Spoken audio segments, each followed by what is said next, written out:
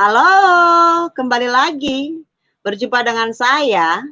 Setelah tadi sore ya, saya mengajar public speaking di platform tiketapasaja.com dari PT Melon Indonesia, subsidiary dari Telkom Indonesia.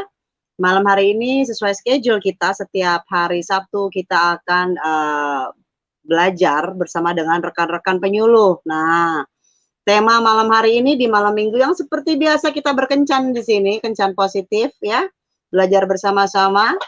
Kita mau bahas tentang nikah siri. Wow, wow, wow, wow. Pernikahan siri. Oh salah ya, bukan ya. Oke guys, hari ini membahas tentang pernikahan siri, di mana di dalam pernikahan siri ini banyak hal yang harus kita ketahui. Ya, aspek hukumnya, aspek agamanya seperti apa.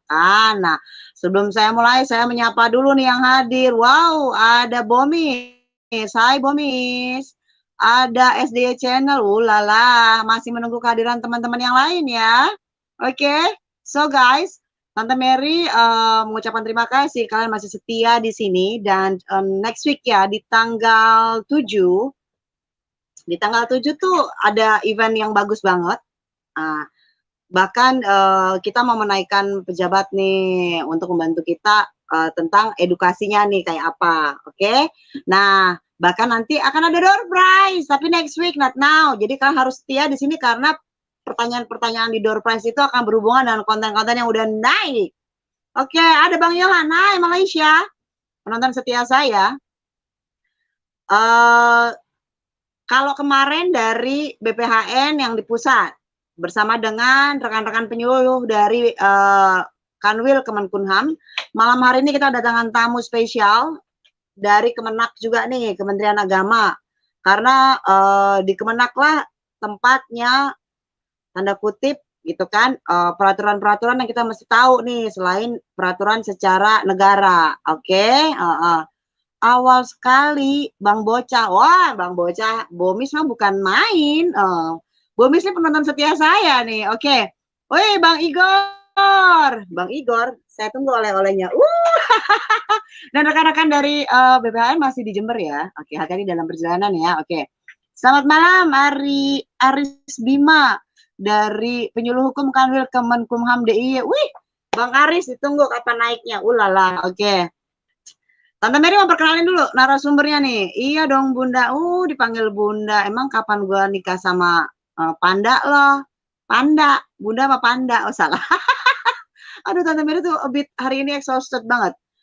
Capek tapi happy. Gimana kalau capek tapi happy? Ada yang tahu perasaannya kayak apa? Capek tapi happy. Wah, kayaknya puas banget. Oke. Nih, Tante Mary akan mengundang para narasumber dan memperkenalkan para narasumber ya. Luar biasa narasumber kita nih dari jauh. Dari Sulawesi Selatan. 2 orang dari Sulawesi Selatan dan 1 dari Jakarta. Capi dong. Capi. Capi itu kalau sinyalnya jelek tuh suaranya patah-patah, namanya Capi. Bang Yohan kadang-kadang ya. Oke. So guys, ini adalah teman-teman kita, rekan penyuluh dari dari Kanwil Sulawesi Selatan Kemenkumham dan dari Kemenak. Oke, saya persilakan dulu dari Bu Erna untuk memperkenalkan diri. Silakan di-unmute.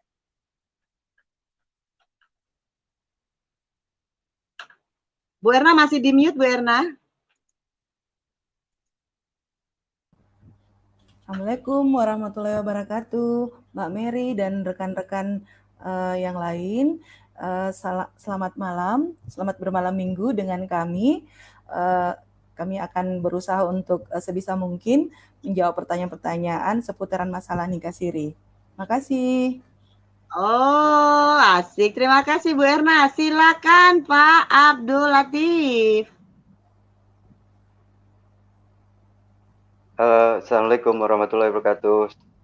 Selamat malam Bu Mary beserta para pemirsa yang dimanapun berada. Perkenalkan, nama saya Abdul Latif, penyuluh hukum wali muda dari Kementerian Agama. Ya, terima kasih Pak Abdul Latif. Nah, yang terakhir ada Pak Ari ya, namanya Adli Asyari. Kadang-kadang dipanggil Pak Adli, kadang-kadang dipanggil Pak Ari. Silakan Pak Ari.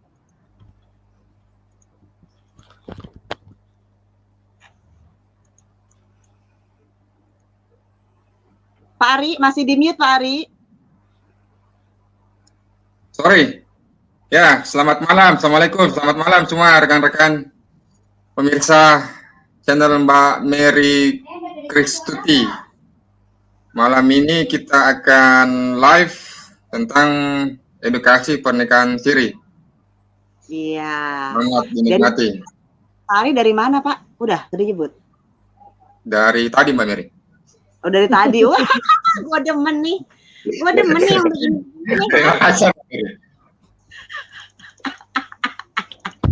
Kenapa saya emang membicarakan sesuatu yang berhubungan dengan hukum tuh kok kayaknya serius banget gitu ya Pak ya?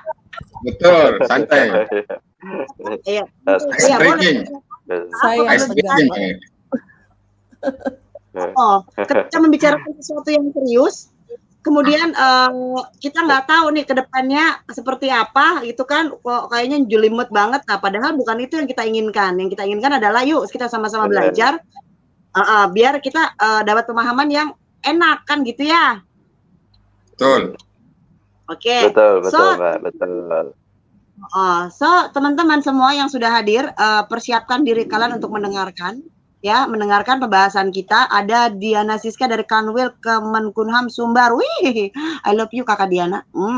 Ada Pojok Sport, tema yang sangat menarik buat laki-laki. Buat laki-laki menarik, buat perempuan bagaimana? Sabar teman-teman ya, sabar teman-teman. Oh Kakak Lilin, hai, thank you for coming Kakak Lilin.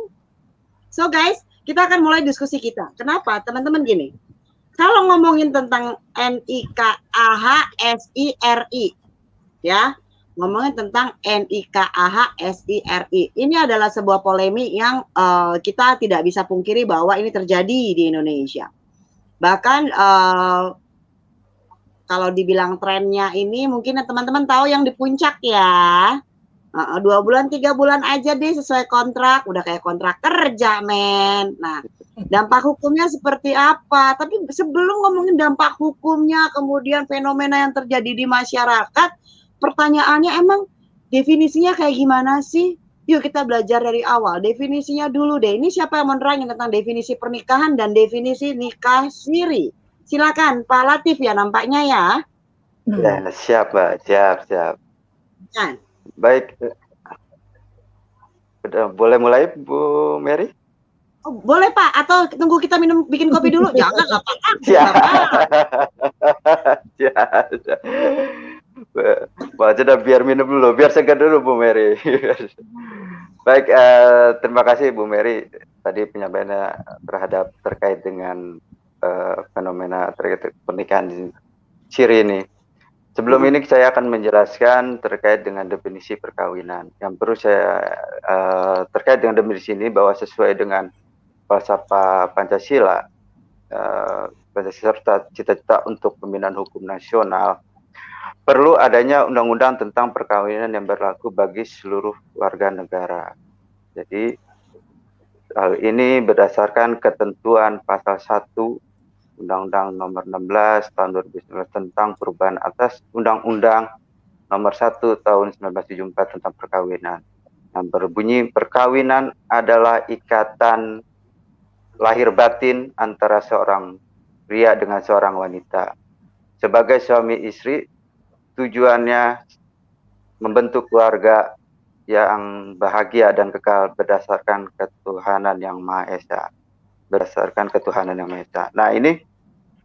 hal ini juga perlu diperjelas, Bu, terkait dengan penjelasan pasal 1 Undang-Undang Perkawinan itu sendiri, yaitu yang menyebutkan bahwa sebagai negara yang berdasarkan Pancasila, di mana sila yang pertama ialah ketuhanan yang Maha Esa.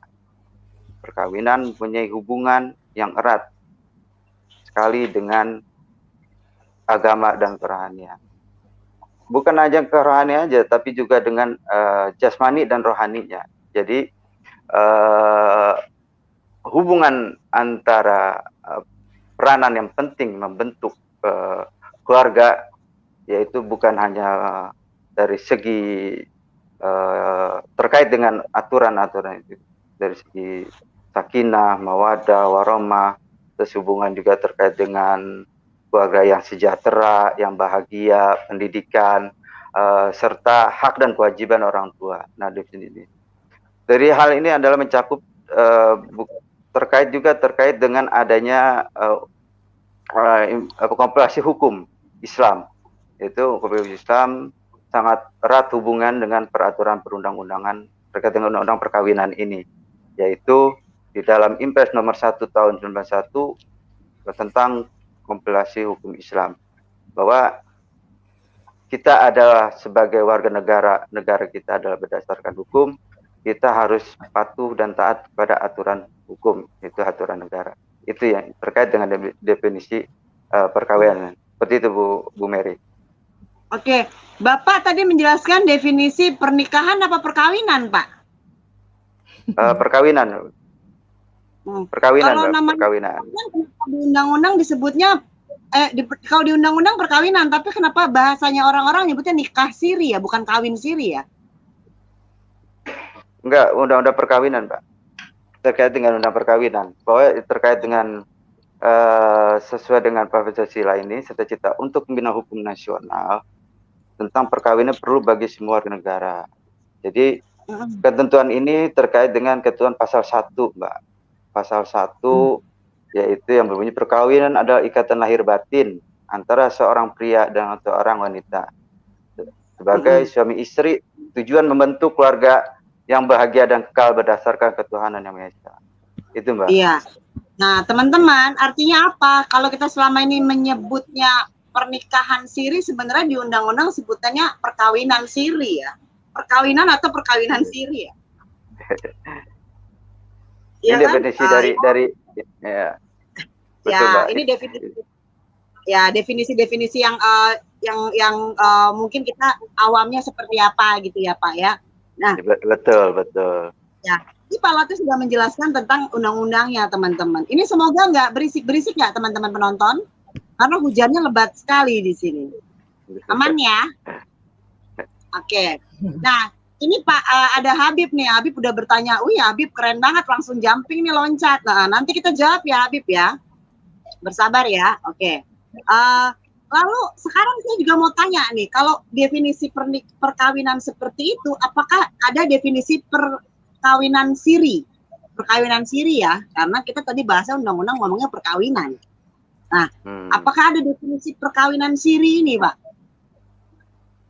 Baik, kalau definisi nikah siri ini terdiri dari dua, yaitu nikah dan siri. Kalau siri ini kata dari bahasa Arab itu sirun, yaitu berupa rahasia. Dia tidak diketahui secara layak orang banyak, hanya bersifat diam, hanya terkait dengan yang dihadiri oleh keluarganya saja. Kalau nikah ini kan diketahui oleh layaknya orang banyak, secara terang-terangan nikah siri ini. Kedua, nikah siri ini tidak tercatat di negara, tapi secara agama dia sah, tapi memenuhi rukun-rukun syarat syariat hukum Islam. Gitu, Mbak Mary. Terus dia tidak tercatat di KUA dan tidak diakui oleh negara dan tidak tercatat di KUA itu sendiri, dalam arti di negara. Ya, berarti memang tidak tercatat di KUA, tidak tercatat di negara ya? Ya, betul.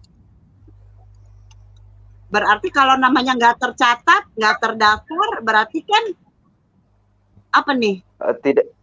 Dia kalau tidak tercatat dan tidak terdaftar di negara, itu dia tidak adanya kepastian hukum. Kedua, tidak adanya perlindungan hukum, karena dia tidak adanya tuntutan hukum. Karena memang kalau nikah siri ini adalah nikah yang tidak diakui oleh negara. Nah, hukum nikah siri ini di Indonesia ini, Bu Mary, hukum nikah siri ini di Indonesia ini, hukum pernikahan itu diatur dengan ketentuan pasal 2 ayat 1 dan ayat 2. Undang-Undang nomor 16 tahun 2011 tentang perubahan Undang-Undang nomor 1 tahun 1974 tentang perkawinan. itu yang berbunyi di ayat 1, perkawinan adalah sah apabila dilakukan menurut hukum masing-masing agamanya dan kepercayaannya itu. Yang kedua, tiap-tiap perkawinan dicatat menurut perundang-undangan yang berlaku. Nah, kedua pasal ini harus dipahami sebagai satu kesatuan yang tidak dapat dipisahkan. Artinya, pernikahan dilakukan secara sah menurut agama, serta tidak boleh terpisahkan dengan perintah catatan perkawinan yang diatur oleh negara. Memang banyak terkait dengan nikah sini ada banyak pro dan kontranya, Bu Mary ya. Karena nikah sini tidak dilarang, bisa dilakukan asal dengan maksud tertentu serta mematuhi syarat dan rukun menikah dalam Islam. Ada pula yang memandang bahwa nikah siri itu dilarang karena mudaratnya lebih banyak. Nah, itu dari terkait dengan adanya nikah siri ini. Perlu juga pencatatan nikah ini juga harus dicatat oleh negara karena harus diakui. Kalau dia dicatat di negara, nah itu dia diatur dan mendapatkan kepastian hukum, ketertiban hukum dan perlindungan hukum. Bu Mary. Hal ini juga dimasukkan dalam kompilasi hukum Islam.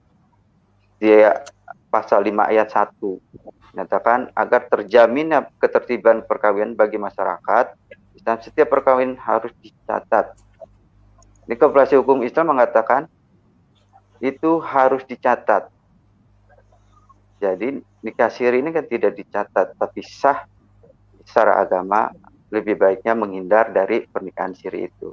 Itu Bu Mary. Oke. Artinya ini ilegal ya Pak ya? Betul. Tapi kenapa yang ilegal banyak? Artinya ilegal kan Pak? Perkawinan ini perkawinan ilegal kan? Iya Pak, karena ilegal ini karena tidak sah ini karena negara tidak mengakui.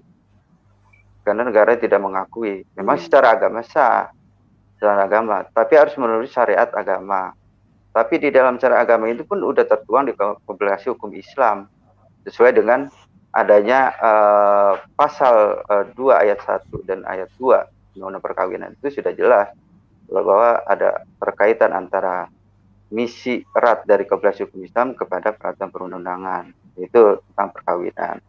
Bahwa setiap warga negara harus tunduk kepada negara dalam ini, gitu Mbak. Secara administrasi tertib, harus ada ketertiban dalam administrasi ketertiban hukum, dalam administrasi hukum, gitu Mbak. Ya baik, terima kasih Pak Latif. Teman-teman silakan kalian bertanya, nanti kita jawab sesuai urutan ya. Karena kita urutin dulu nih dari definisi, persyaratan, terus pencatatannya gimana, bla bla bla gitu ya. Jadi pertanyaan-pertanyaan ini nanti akan dijawab sesuai dengan urutan ya. Pak, ketik aja, ketik, bebas, ketik ya. Oke. Nah, selanjutnya nih nah, kalau udah iya Mbak, silakan. Oke. Selanjutnya kita udah tahu definisi. Berarti kita boleh tahu nggak Pak persyaratannya Pak?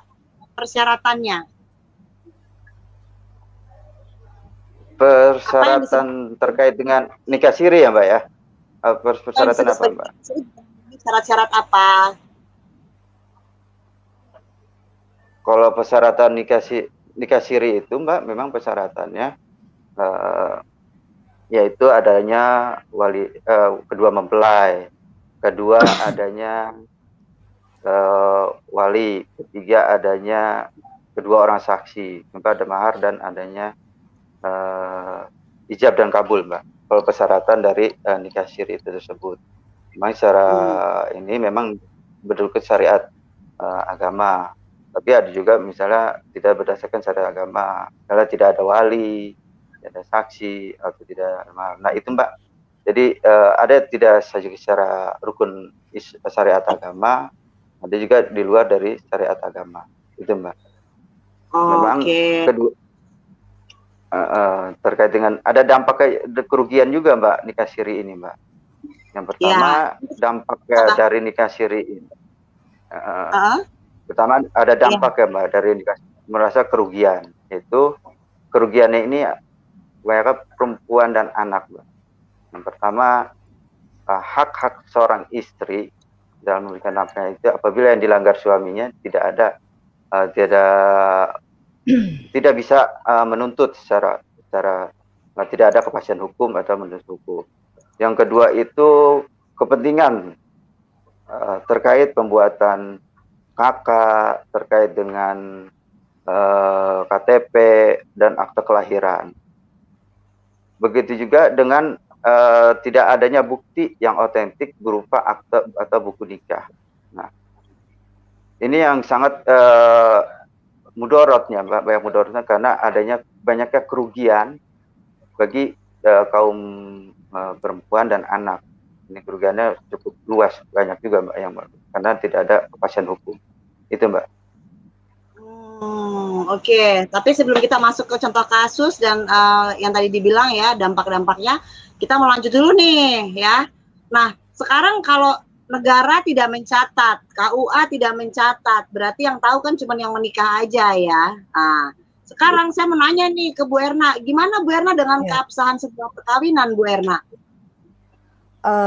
Makasih Mbak Mary dan rekan-rekan yang lain. Mengenai keabsahan pernikahan, kita balik kembali kemudian dalam sejarah ya. Kita belum mungkin dijelaskan sama Pak Abdul Latif. Untuk secara Islam, perkawinan yang sejarahnya itu pertama kali dilakukan oleh Nabi Adam ya. Kita kembali flashback dulu ke belakang Mbak Mary. Nabi Adam dan Hawa pada saat itu melakukan pernikahan dihadiri oleh malaikat. Dan kemudian di zaman untuk khusus pernikahan siri yang kita bahas malam ini, di zaman mazhab Maliki itu sudah tidak diperkenankan sebenarnya tentang nikah siri itu. Jadi sebenarnya itu Islam tidak ada yang namanya nikah siri sebenarnya di zaman mazhab Maliki, dan kemudian di zaman mazhab Habibi dan Syafi'i juga tidak memperkenankan hal tersebut terjadi pernikahan siri. Nanti kemudian di zaman mazhab Hambali, kalau tidak salah Pak Abdul Latif, mungkin itu diperbolehkan, tapi kemudian dengan syarat-syarat seperti itu tadi, mematuhi syarat dan rukun nikah. Syarat dan rukun nikah siri. Jadi kalau keabsahan pernikahan dalam kompilasi hukum Islam, sebenarnya pada saat itu Islam juga tidak melegalkan yang namanya nikah siri sebenarnya, Mbak. Karena pada zaman Umar bin Khattab juga pun kalau ada yang melakukan pernikahan siri dan melakukan pembengkalian terhadap hak istri dan anak, itu diberikan hukuman cambuk atau jerah. Kalau kita flashback antara hukum nasional yang sekarang keabsahan perkawinan, tentunya kita harus merujuk kepada Undang-Undang nomor 16 tahun 2019 tentang pernikahan Yunto yang merupakan perubahan dari Undang-Undang nomor 1 tahun 74 tentang perkawinan. Di mana perkawinan itu adalah sebuah perkawinan yang sah, dianggap sah itu secara hukum, dilakukan secara hukum menurut agama dan kepercayaannya. Jadi harus melalui hukum. Jadi hukum yang bagaimana? Tentunya harus dicatatkan dalam pencatatan nikah di KUA, dan kalau bagi yang non-muslim harus dicatatkan secara resmi di catatan sipil. Jadi untuk keabsahan pernikahan seperti itu, Mbak. Jadi kalau kita lihat pasal yang disebutkan tadi oleh Bapak Latif bahwa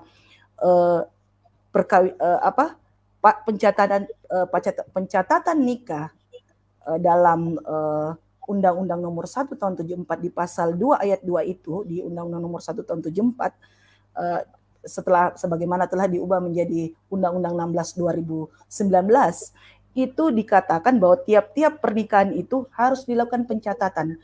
Begitupun dengan kompilasi hukum Islam. Jadi kita itu kalau belajar hukum, Mbak, yang sepengetahuan saya Mbak Mary, mohon maaf kalau kalau kita di hukum Indonesia sebelum terjadinya pluralisme hukum, tentunya ada beberapa hukum yang harus kita ketahui. Yang pertama adalah hukum adat, yang kedua adalah hukum Islam, yang ketiga adalah hukum Barat, dan ketiganya melupakan di pluralisme menjadi hukum nasional. Jadi hukum keabsahan sebuah perkawinan itu harus melalui menurut hukum dan agama dan kepercayaannya masing-masing. Jadi sudah jelas kalau dibandingkan dengan nikah siri tidak ada pencatatan. Dia sah secara agama tapi tidak sah secara hukum. Jadi implikasi yang kemudian akan timbul pada saat itu adalah kepada hilangnya hak-hak anak dan hak istri. Hak anak secara konstitusional dan hak istri tidak diberikan nafkah dan lahir dan batin. Seperti itu mungkin untuk berkesinambungannya. Karena sebuah perkawinan, apa yang dikatakan oleh Pak Abdul Latif tadi, bahwa perkawinan itu merupakan untuk membentuk keluarga bahagia, yang kekal dan abadi, dan dengan melaksanakan kewajiban dan hak-hak. Jadi kalau kita flashback ke belakang dari sejarah, sebenarnya memang Islam juga tidak memperkenalkan melegalkan itu nikah siri. Tapi kenapa kemudian pada zaman itulah mazhab Hambali kemudian itu diperbolehkan, tapi dengan ketentuan syarat dan rukun nikah siri. Demikian mungkin yang bisa saya nanti untuk lebih lanjut bisa kita share lagi. Ya. Berarti dari prinsip-prinsip perkawinan yang dijelaskan memang ada banyak kerugiannya ya, Bu Erna ya? Ya, tentunya banyak, Mbak Mary. Kerugiannya itu hak konstitusional dari anak tidak bisa diterima oleh anak sepenuhnya. Karena apa? Pertama, kalau nikah siri yang seperti dikatakan oleh Pak Abdul Latif tadi, bahwa tidak ada pencatatan resmi otomatis untuk mendapatkan kakak, akte kelahiran, terus kemudian warisan tentunya itu jadi permasalahan yang menjadi sampai saat ini belum ada penyelesaiannya mengenai hal tersebut. Oke, terima kasih Bu Erna. Pak Latif boleh minta tolong kameranya dinaikin dikit supaya wajah Bapak tidak terpotong. Ya. Sayang wajah gantengnya terpotong Pak. Oke, lanjut ya. Oke. Nah, kalau tadi kita udah bahas definisi, udah bahas persyaratan, udah bahas pencatatan, udah bahas keabsahan dan prinsip ya, prinsip-prinsip ya.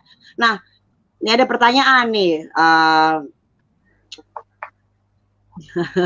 Saya baca komennya Bang Yohan ya, Bang Yohan. Nanti kita bahas itu Bang Yohan ya. Makasih ya Habib ya, kita bahas juga itu nanti poligami. Nah, mengapa ada kecenderungan nih Pak? Maaf, Pak Ari mungkin bisa bantu saya Pak Ari. Maaf nih. Mengapa ada kecenderungan pembiaran sih dari pemerintah, Pak?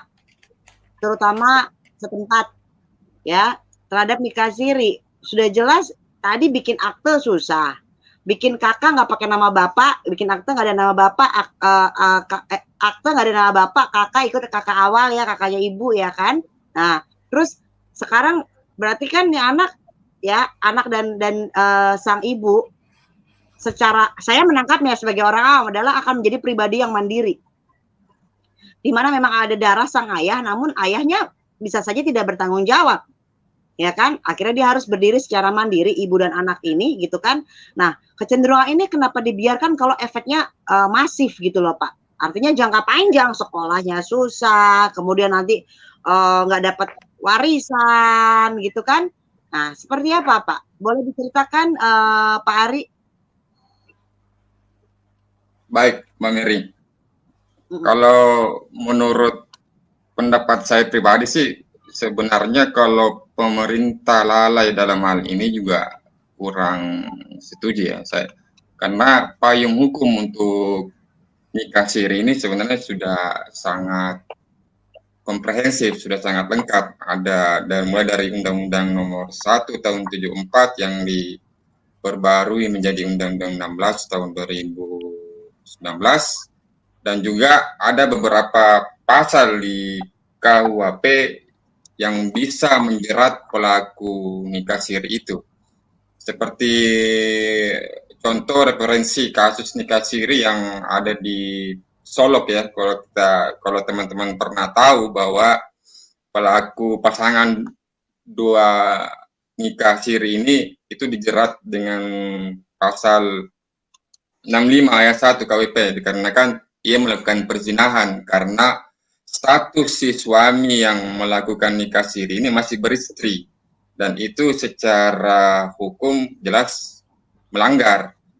Jadi bahwa kita juga pernah ingat kasus yang pernah tren ya, yang Mbak Mary juga dan teman-teman pernah tahu, yaitu yang di kasus Sepuji ya, tahun 2010 tersebut, yang di akhirnya Sepuji ini divonis 4 tahun penjara dan denda 60 juta oleh Hakim Pengadilan Negeri Semarang pada saat itu. Dia dijerat dengan 3 undang-undang sekaligus, yaitu Undang-Undang Nomor 1 tahun 97 tentang perlindungan, Undang-Undang 23 tahun 2002 tentang perlindungan anak, dan Undang-Undang 21 2007 tentang tindak pidana perdagangan orang. Nah, mengapa masyarakat saat ini masih banyak yang melakukan nikah siri? Karena kurangnya pemahaman mereka atas dampak hukum yang akan mereka alami ketika tetap ngotot ya melakukan pernikahan siri, karena secara hukum positif yang berlaku di negara kita itu tidak mengakui nikah siri itu, walaupun dalam hukum Islam itu tetap sah. Itu tetap anggaplah nikah siri ini hanya sebagai jalan melegalisasi praktek perzinahan, istilahnya begitu. Tapi pada umumnya sih pemerintah akhir-akhir ini sudah sangat masif ya mensosialisasikan bahwa betapa rawannya nikah siri itu ke depannya, bagaimana masa depan anak yang nanti dilahirkan pada saat itu. Bahkan MUI sendiri itu sudah lama menganjurkan kepada masyarakat bahwa pernikahan siri itu sangat rentang ya, sangat rentang. Alasannya meski nikah siri sah secara agama, namun tidak memiliki kekuatan hukum yang kuat sama sekali. Dan jadi potensinya sangat besar. Begitu Mbak Mary. Oh ya, benar, jelas sekali penjelasan Bapak ya. Bahkan ini ada sebuah pertanyaan ya. Mungkin Pak Ari bisa bantu saya, Pak Ari ya. Sebentar ya guys, Tante Mary scroll up dulu. Panjang kali pertanyaan kalian, ya kan? Sabar.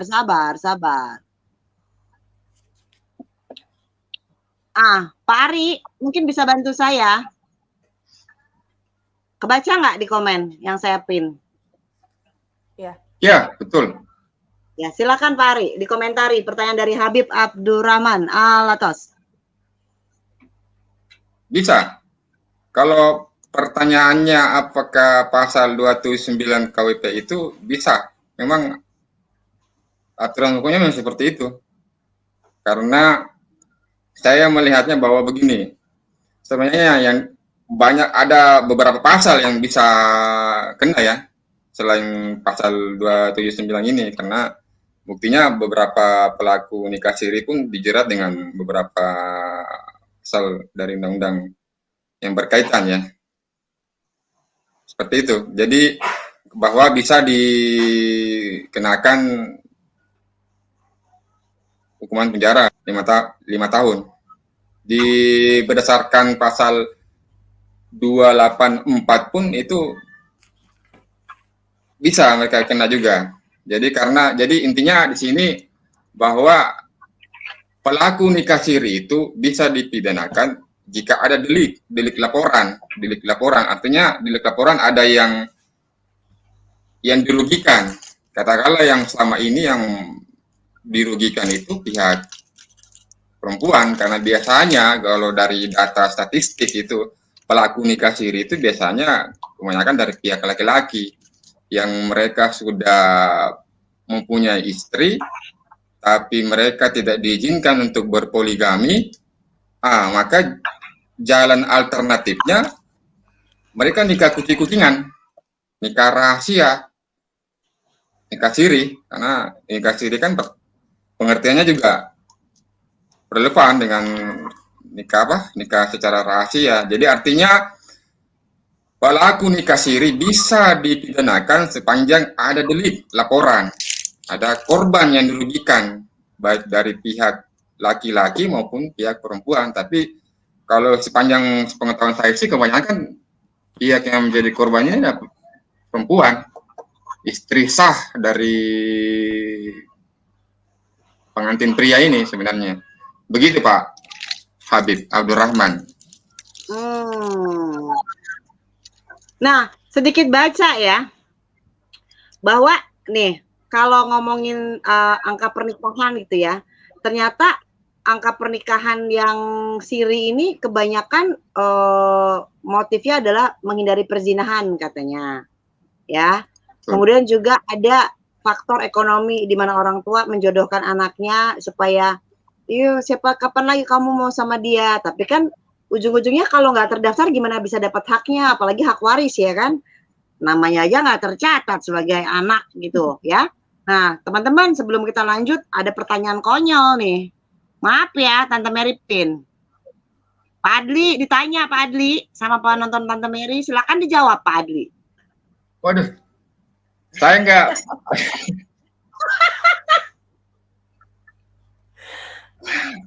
Ini saya klarifikasi dulu nih. Kalau saya itu pertanyaannya sah, saya bisa buktikan dengan buku nikah. Tenang. Ada bukti otentik.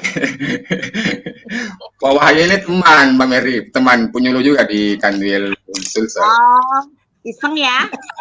Iya. Ya. Iya. Teman seperjuangan Mbak Mary. Oh, siap. Teman nikah siri. Oke, Bang Hasyan, terima kasih ya. Itu tadi kita sering dengar katanya nikah siri gitu ya, sedangkan bahasa Indonesia atau di undang-undang namanya kawin kan. Oke, terima kasih klarifikasinya. Oke, ya pojok sport, nikah dan kawin sama aja. Yang nikah bahasa Arab, kawin bahasa Indonesia. Ya, berarti harusnya definisinya ya. Oke. Nah, nih Mas Aris Bima.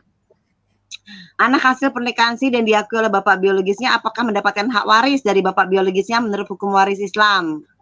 Ada yang bisa jawab? Silakan.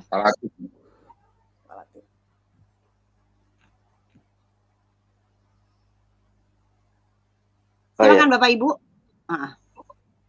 Baik, Mbak, terima kasih. Kalau dari mendapat hak waris dari bapak biologisnya menurut hukum waris Islam. Nah, kalau secara agama, hukum waris Islam, nah dia itu di dalam, kita tidak lari ke arah sana Mbak ya, karena diatur kalau dia nikah dalam arti nikah siri, nah itu dia tidak diatur Mbak, karena apa? Karena tidak ada, udah tadi kan dijelaskan bahwa tidak adanya kepastian hukum dan tidak adanya perlindungan hukum terhadap itu. Dan siapa yang mau negara pun tidak bisa ikut campur terhadap hak waris, karena di dalam hukum Islam belum mengatakan bahwa itu semuanya harus dicatat. Kalau dia tercatat, dia dapat hak warisnya Mbak. Tapi kalau dia tidak tercatat, dia tidak dapat hak warisnya, karena harus diakui oleh dibuktikan. bapak biologis. Walaupun diakui oleh bapak biologis. Ini Mbak, ini terkait dengan ini, kalau terkait dengan ngasih ini terkait dengan pasal 43 Mbak. Pasal 43 Undang-Undang Perkawinan. Di sini saya akan bacakan ya Mbak ya. Karena itu pasal 43 ayat 1 Undang Perkawinan menyebutkan anak yang dilahirkan di luar perkawinan hanya mempunyai hubungan perdata dengan ibunya dan keluarga ibunya.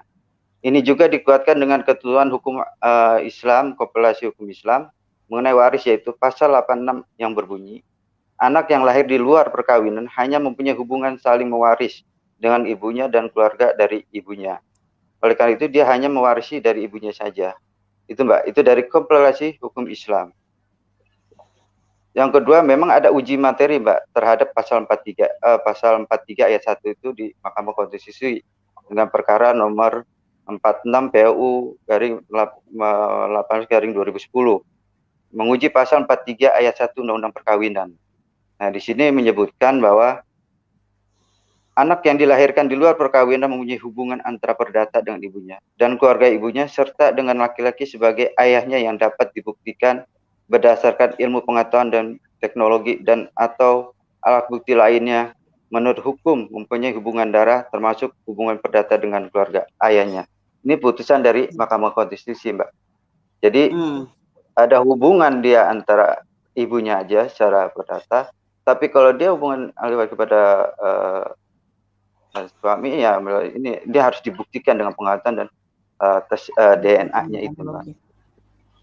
Gitu, Mbak. Oke, berarti menjawab pertanyaan Pak Aris Bima, apakah mendingan pernikahan sirinya itu disahkan dulu, didaftarkan ke negara supaya bisa mendapatkan hak waris, begitukah Pak? Oh iya, betul, Mbak. Jadi dia kalau dia ingin mendapatkan hak waris dari biologis itu dia harus ada namanya isbat nikah, Mbak. Dia isbat nikah dan perceraian kepada pengadilan agama. Nah itu, nah prosesnya itu dia harus mengajukan pengadilan agama itu, dia harus meminta surat keterangan dulu, Mbak. Keterangan kepada kelurahan atau desa bahwa dia telah melakukan pernikahan di domisilinya kelurahan setempat. Yang kedua, ada surat keterangan kepala KUA gitu, yang mengatakan dia tidak pernah tercatat pernikahannya itu, baru dia mengajukan isbat nikah kepada pengadilan agama. Itu, Mbak. Nah, artinya pertanyaan Pak Aris Bima terjawab ya, jika diproses atau proses untuk isbat nikahnya dilaksanakan ya, sehingga bisa mendapatkan hak waris ya. Begitu ya Pak Ari ya? Betul, Mbak, betul. Mbak Mary, bisa saya tambahkan? Silakan Bu Erna. Ya, kalau mengenai kedudukan anak dari pernikahan siri dan diakui oleh bapak biologisnya, ini sama persis dengan kasus yang dialami oleh mantan Macica Muchtar ya. Jadi pada saat itu Macica Muchtar melayangkan surat uji materil ke Mahkamah Konstitusi untuk menguji pasal 43 ayat 1 mengenai kedudukan anak. Jadi di pasal 43 yang seperti yang dijelaskan oleh Pak Latif tadi, bahwa anak yang dilahirkan di luar perkawinan hanya mempunyai hak perdata dari ibunya dan keluarga ibunya tentunya. Terus kemudian di pasal 863 sampai 873 Kitab Undang Hukum Perdata itu, kalau tadi di pasal 443 ayat 1 di Undang-Undang Perkawinan, tapi ini kita lihat lagi di pasal 863, 873 KUH Perdata. Jadi normatifnya dia mengatakan bahwa berhak mendapatkan sama persis, berhak mendapatkan warisan dari ayahnya untuk anak luar kawin yang diakui oleh ayahnya, atau anak luar kawin yang pada saat itu, pada waktu berlangsungnya perkawinan antara kedua orang tuanya itu disahkan. Jadi ini ada lex spesialis dan ada lex generali. Jadi ada peraturan yang khusus, yang spesifik dengan peraturan yang umum.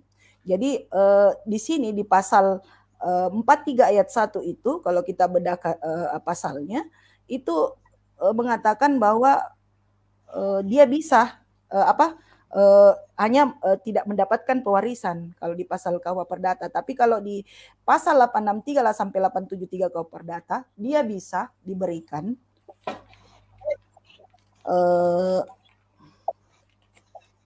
ini diakui oleh ayahnya pewaris dan disahkan pada waktu berlangsungnya perkawinan. Jadi hanya untuk untuk pasal 42 ayat 1 itu dengan pasal 863 sampai 873 KUH Perdata itu hanya menjelaskan mengenai hubungan hukum. Kalau untuk persoalan pewarisan memang tidak ada. Jadi hanya untuk menunjukkan hubungan hukum. Jadi kalau sudah ada hubungan hukum yang tercipta antara dan diakui oleh melalui ilmu dan teknologi tersebut, tanpa merugikan pihak istri pertama, Mbak, sebagai ahli waris. Jadi karena mereka itu pernikahan siri itu sudah dianggap tidak ada oleh hukum, tidak pernah ada oleh negara. Jadi pewarisannya itu tidak, kecuali memang bisa melalui jalur mediasi kekeluargaan. Biasanya seperti itu. Jadi hal ini mungkin yang dilakukan oleh Mak Cica Mukhtar sama Mbak Popi Darsono untuk melalui secara kekeluargaan saja tanpa melalui pengadilan. Jadi bisa dilakukan pemberian hak waris itu tapi secara kekeluargaan, tapi tidak secara hukum, karena hukum Indonesia tidak melegalkan nikah siri dan tidak ada pencatatan nikah, tapi secara kekeluargaan boleh dimungkinkan untuk hal itu. Oke, baik, terima kasih Bu Erna. Sebuah fenomena teman-teman penonton ya, sebuah fenomena adalah ketika hukum negara menyatakan umur berapa boleh menikah, hukum negara 19 tahun ya, Bapak Ibu ya? Kalau di hukum negara, kita itu sudah mencatatkan umur yang dianggap dewasa itu 21 tahun, Mbak. Oke, berarti kalau di bawah 21 tahun menikah gimana? Kitab Baherlik Wetboek Perdata itu di WBK itu menjelaskan bahwa dianggap cakap menurut hukum itu umur 21 tahun. Inilah yang menjadi perbedaan umur di antara kita di Indonesia, hukum yang tumpang tindih. Ada tumpang tindih di antara mengenai batasan umur yang dianggap dewasa itu seperti apa. Karena kalau di undang yang terbaru sudah direvisi Undang-Undang Nomor 1 Tahun 74, ada perubahan di Undang-Undang 16 2019 tentang perkawinan itu, batasan umur yang itu ada dianggap dewasa itu adalah 19 tahun. 19 tahun. Sementara kalau di Baherlik Wetboek di KUH Perdata itu 21 tahun, Mbak. Jadi inilah yang mungkin kita perlu mudah-mudahan rancangan undang-undang revisi KUHP di masa yang akan datang itu bisa mengcover masalah umur, batasan umur. Itu yang mungkin yang lain. Oke. Nah, terkorelasi dengan tadi pertanyaan saya mengapa mengenai umur. Nih teman-teman, saya sedikit singgung dulu ya. Saya sedikit singgung dulu ya. Nah, di 25 Di 25 Agustus tahun 2020 ada sebuah berita ya. Ini lumayan ini menyakitkan hati nih. Ya. Bahwa anak SMP di bawah umur ngotot menikah. Nah, apakah menikah muda jadi cara menghindari zina? Sedangkan menurut peraturan negara, hukum negara umurnya belum cukup, masih SMP. Nah, apakah kalau mereka menempuh jalan pernikahan siri, ya kan? Sedangkan kalau belum umur kan berarti mereka harusnya mengajukan dispensasi nikah ya, biar secara agama dapat diputuskan mereka bisa menikah dengan syarat dan kondisi yang mungkin sudah terjadi misalnya. Ya. Kemudian ternyata misalnya mereka tidak melakukan itu sehingga terjadilah pernikahan siri, ya kan? Nah, bahkan kasusnya nih ya di Agustus 2020 ini yang saya baca di berita di Nusa Tenggara Barat gitu ya. Anak ini udah menikah siri, ya, dan bahkan dia mengeluhkan kelakuan suaminya yang juga masih muda katanya. Beda usia cuma 4 tahun, jadi kalau anak SMP mungkin nikahnya ya sama anak SMA ya. Oke, berkali-kali memukul hingga mencakar gitu kan. Bahkan ibunya sendiri menyesal telah mengizinkan putrinya menikah. Nah, padahal di masa pandemi ini anak-anak tidak bisa lagi kembali bersekolah karena sudah menikah gitu kan. Dan akhirnya karena sering ngapel ke rumah, gara-gara belajar online, minta kawin setelah tamat SMP. Nah, ini fenomena yang terjadi ya, gara-gara COVID, gara-gara pandemi. Kalau nggak diizinkan, mereka bilang daripada nanti ibu malu diomongin orang-orang sekampung. Sudah jalan berdua, kemana-mana berdua, kayak suami istri, katanya si ibunya ini, gitu kan. Akhirnya direstuilah nikah dan digelar secara agama, disaksikan bersama orang-orang, tapi kan nggak bisa didaftarin. Ya. Apalagi ternyata suaminya ini mendapat pekerjaan informal dengan penghasilan di bawah upah minimum provinsi. Bahkan di NTB saja selama pandemi COVID di Agustus tahun lalu itu sudah terjadi 500 perkawinan anak yang terjadi. Sehingga ini menjadi sebuah fenomena, ya kan? Menjadi sebuah fenomena di mana sesuatu yang negara berusaha untuk mencegah namun terjadi. Bahkan guys, saya baca di websitenya Kanwil Kemenak Kalimantan Selatan, bila batasan usia menikah yang pertama kali adalah 19 tahun ke bawah, ada sebanyak 20 provinsi yang angkanya berada di atas rata-rata nasional. Artinya, contoh, Provinsi Kalimantan Selatan menempati urutan kedua dengan 33,68%, di bawah Sulawesi Barat dengan 34,22%, lalu ada Kalimantan Tengah dengan 33,56%, dan Sulawesi Tengah dengan 31,91%. Ini adalah angka pernikahan dini, ya, angka pernikahan dini yang terjadi di Kalimantan Selatan. Konsisten loh guys, juara 3 tahun terakhir berada di peringkat paling atas tentang pernikahan dini, artinya pernikahan di bawah umur. Can you imagine fenomena ini guys? Oke, kita lanjut ya. Silakan dijawab pertanyaan dari Habib.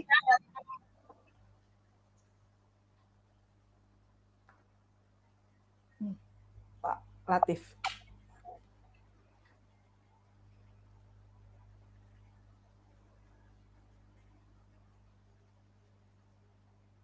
Pak Latif mungkin bisa jawab nih. Ya, Pak Latif kayaknya. Dari Kemenak. Silakan. Oh ya, terkait dengan jika mau nikah lagi agar mendapat sah dari sedangkan isi pertama yang menuju gimana. Nah, terkait dengan itu dia harus mendapatkan izin dari pengadilan agama. Bahwa pengadilan agama lah yang berwenang dalam memberikan izin terkait dengan dia nikah walaupun isi pertama menyetujui. Jadi ke pengadilan agama dulu, Mbak Mary. Jadi dia memenuhi persyaratan dari isi pertamanya, dia mengajukan permohonan kepada pengadilan agama untuk izin untuk mendapatkan istri yang kedua. Nah, dia harus dapat izin. Setelah dapat izin dari pengadilan agama, nanti akan diproses bagaimana penetapan dari pengadilan agama itu. Kalau dia setuju dari pengadilan agama menetapkan dikabulkan, maka dia mengajukan kepada KUA untuk dibuatkan hasil dari penetapan putusan itu. Itu Mbak Mary. Sudah terjawab ya Habib ya, sudah terjawab ya. Nah, lucunya lagi nih, ya, lucunya lagi, kalau banyak orang tua yang merasa atau mengglorifikasikan definisi perkawinan, ya. Di media sosial digembar-gemborkan bahwa menikah itu penuh bahagia. Sehingga glorifikasi perkawinan ini mendorong pemahaman yang salah terhadap anak-anak dan remaja tentang apa itu konsep perkawinan. Padahal di dalamnya itu banyak sekali tanggung jawab, persoalan, dan segala seluk-beluknya. Like saya. Ya. Kenapa Pak? Suara saya aman guys? Aman ya Bapak Ibu? Aman Bu. Aman Bu. Oke. Ya, Januari hingga Juni 2020 Badan Peradilan Agama Indonesia menerima 34.000 permohonan dispensasi kawin yang diajukan oleh mereka yang belum berusia 19 tahun, sedangkan 500 anak menikah siri. Bayangin ya, bayangkan masalah ini terjadi di negara kita, di mana glorifikasi pernikahan ini menyebabkan anak-anak di bawah usia yang sepatutnya menikah, sehingga ketika mereka tidak mendapatkan dispensasi atau tidak mau mengajukan dispensasi dengan kondisi yang harus dipenuhi, mereka melakukan pernikahan siri. Sedangkan dampaknya kita tahu pernikahan siri tidak menjamin status hukum dari anak yang akan dilahirkan. Oke? Lalu bagaimana tentang putusan MK nih yang mengakui anak biologis dapat menjadi pewaris? Tadi mungkin sudah dijawab atau belum? Berna, mungkin dijawab tadi. Iya. Ya, tadi Bapak Latif juga sudah coba menjelaskan mengenai putusan MK MK tahun 2010 ya Pak, tentang bahwa Iya, Mbak, betul.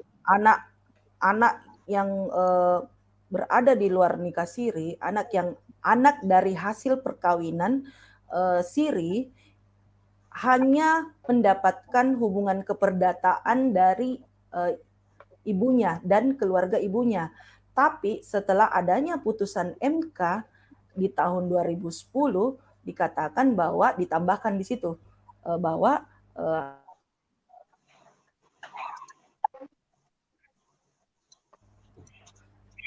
anak dari luar pernikahan siri, anak dari luar nikah atau pernikahan siri itu